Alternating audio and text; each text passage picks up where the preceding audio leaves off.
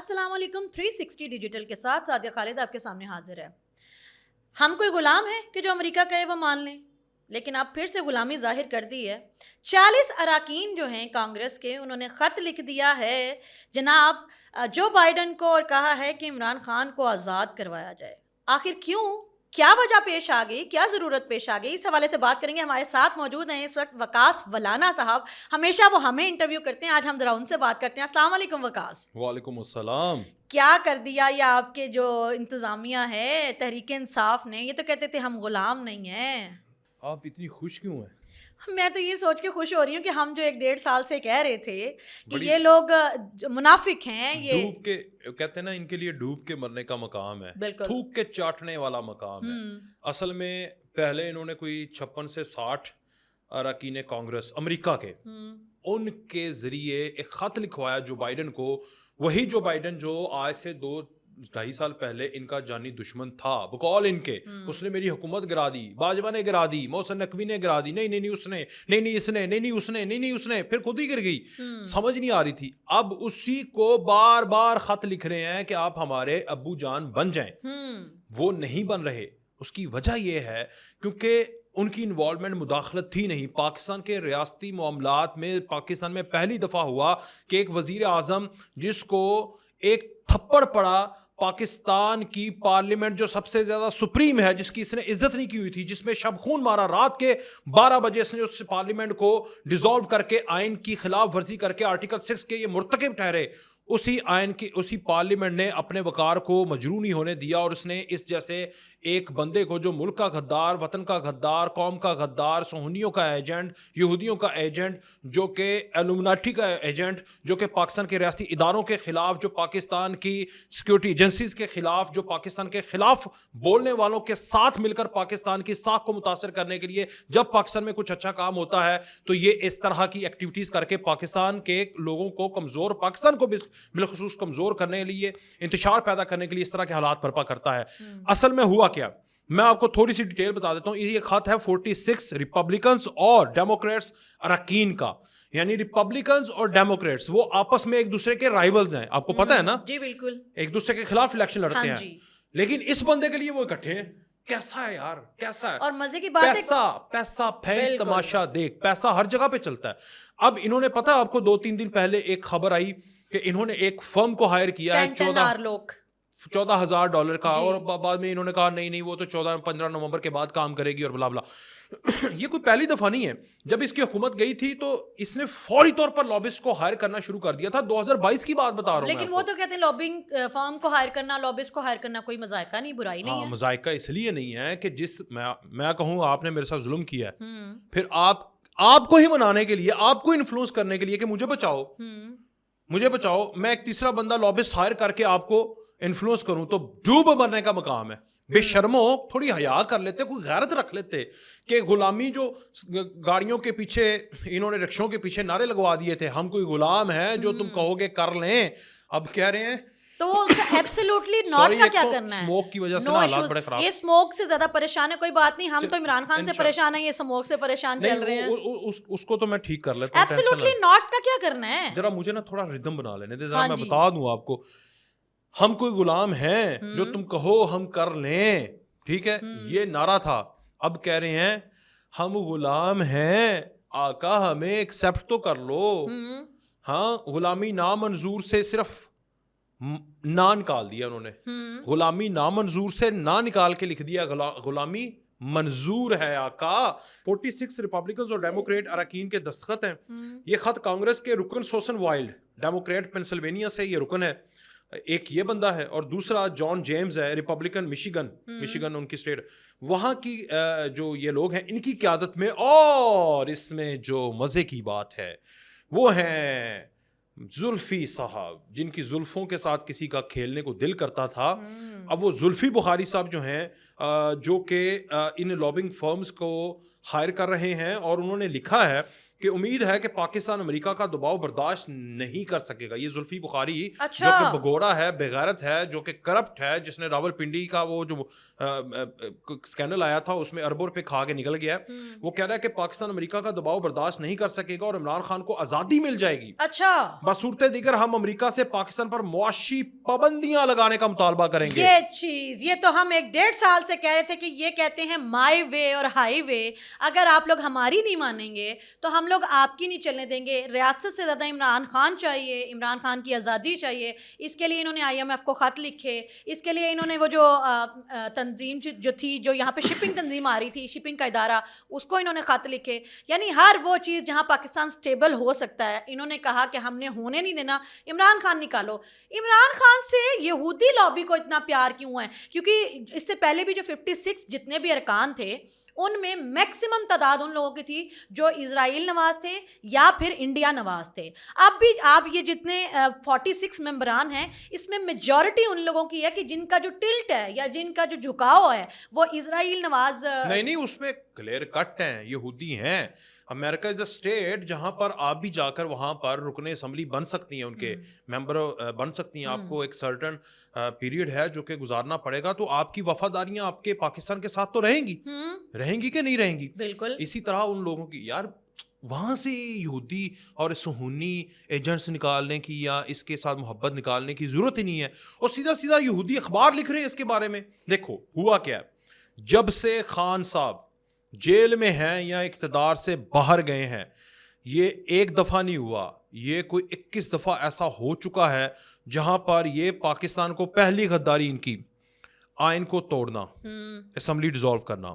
دوسری غداری وزیر اعظم شہباز شریف بن گیا, ایک آنکھ نہیں بایا, انہوں نے خط لکھا, خط آپس میں ٹیلی فون کالز کی, خط لکھے انٹرنیشنل اداروں کو کہ پاکستان کی ہیلپ نہ کرنا.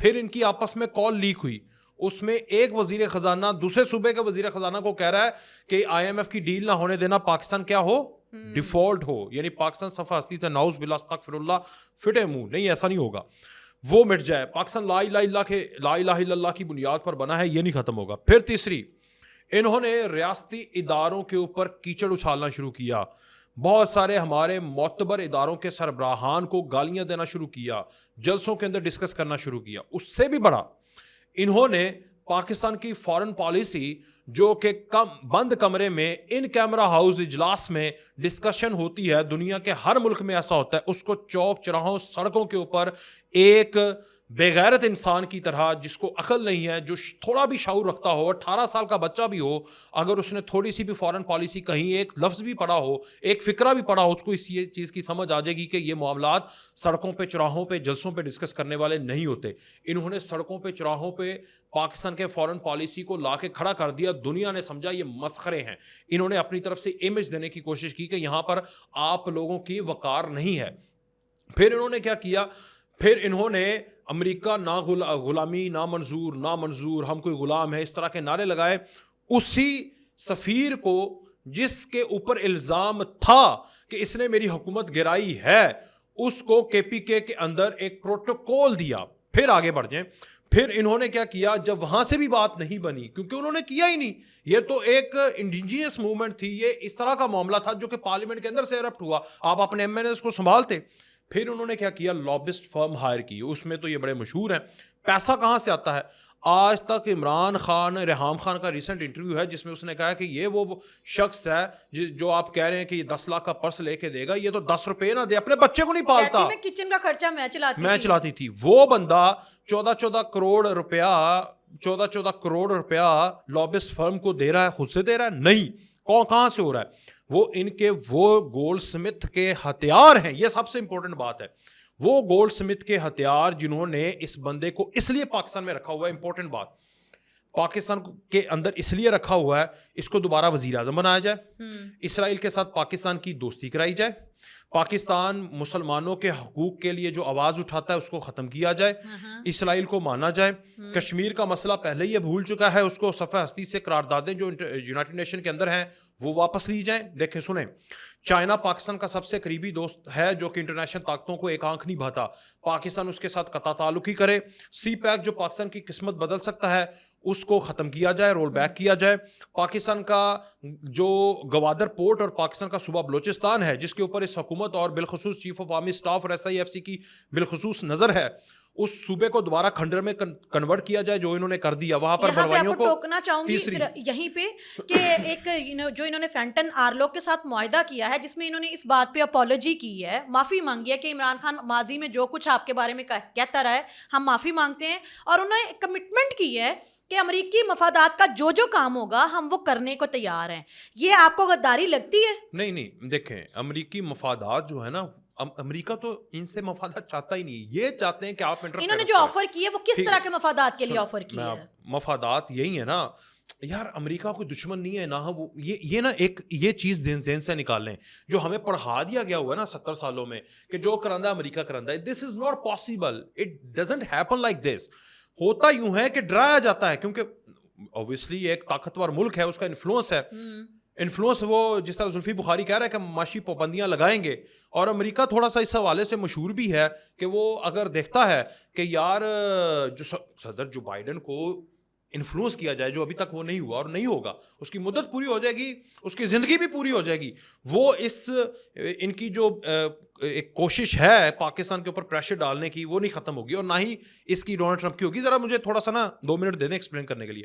اب یوں ہے کہ آپ یہ سمجھیں کہ امریکہ ہی پریشر ڈالتا ہے یا امریکہ کرے گا یا امریکہ, نہیں ایسا نہیں ہے. یہ کہہ رہے ہیں کہ آپ ہمیں ہمارے آقا بنے, ہمیں غلام بنائیں اور پریشر ڈالیں, جو کہ وہاں سے ایسا نہیں ہے. ہاں اس میں ایک ایلیمنٹ ہے, وہ ایلیمنٹ جو آپ کو میں نے پہلے بتا دیا, وہ ایلیمنٹ ہے صرف اور صرف صہیونی کا, ایلومیناٹیز کا. وہ ایک ایسا ایلیمنٹ ہے جو دل میں قرآن رکھنے والے مومنین اسلام, ان سے وہ نفرت کرتے ہیں, ان کے وہ دشمن ہیں. اور اللہ تعالیٰ نے قرآن پاک میں فرما دیا ہے یہود و نصارہ تمہارے دوست نہیں ہو سکتے. جب یہ بات میرے رب نے کلیئر کر دی ہے, اور جس نے قرآن پاک کو ترجمے کے ساتھ پڑھ کر محفوظ کیا ہو یہاں پر, اس کو نہیں پتا, اس کو پتا ہے وہ ان کے ساتھ کسی بھی حد تک بات کرنے کے لیے تیار نہیں ہے.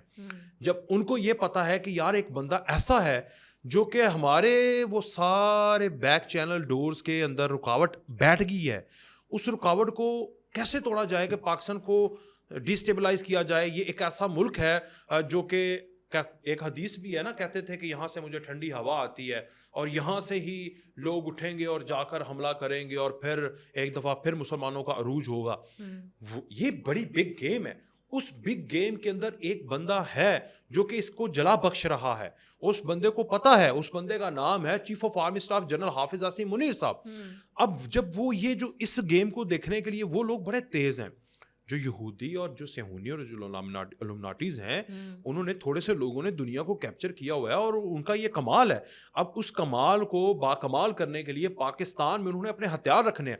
ان کا ہتھیار یہ انہیں نظر آیا کہ پاپولسٹ بھی بنا دیا, اس کو پاپولر بھی ہے, نیریٹیو جھوٹا ہے, بکنے لگ جاتا ہے, اس کو اور بیچیں. اب دنیا کو سمجھ آنے لگ گئی ہے, عوام کو سمجھ آنے لگ گئی ہے. ہم بھی یہاں پر بیٹھے ہوئے ہیں اور ہم لوگوں کی آنکھیں کھول رہے ہیں کہ خدا را اس فتنے سے آپ بچیں. ایک بندہ جو آپ کو کہتا ہے کہ میں کسی کا غلام نہیں ہوں, اور اندر کھاتے وہ کہہ رہا ہے امریکہ کو کہ لابسٹ جاؤ, جا کے امریکی صدر کو انفلوئنس کرو کہ میں ریڈی ہوں, میرے لیے کچھ کرے. دوسری طرف گارڈین کے اندر یہ اہم بات ہے, لاسٹ بات, دی گارڈین کے اندر ایک خبر ہے جس خبر کے اندر یہ صاف لکھا ہوا ہے, آپ پڑھ لیں. اس خبر میں یہ ہے کہ عمران خان نے کہا کہ میں فوج سے بات کرنے کے لیے تیار ہوں, لیکن فوج نے صاف انکار کر دیا کہ ہم کسی سے بات کرنے کے لیے تیار نہیں. صحیح. تو اس بندے کو دونوں طرفوں سے منہ کی کھانی پڑ رہی ہے. ادھر پیسے لگائے وہ بھی ضائع, ادھر کوشش کی, ترلے کیے, منتیں کی, وہ بھی ضائع. امریکی صدر بھی نہیں مانے گا. ہاں ایک چیز یہاں ہوگی, وطن دشمنی, غداری, نیت کا فراڈ اور جھوٹ, فریب, منافقت, یہ ساری چیزیں اس کی عیاں ہوئی ہے.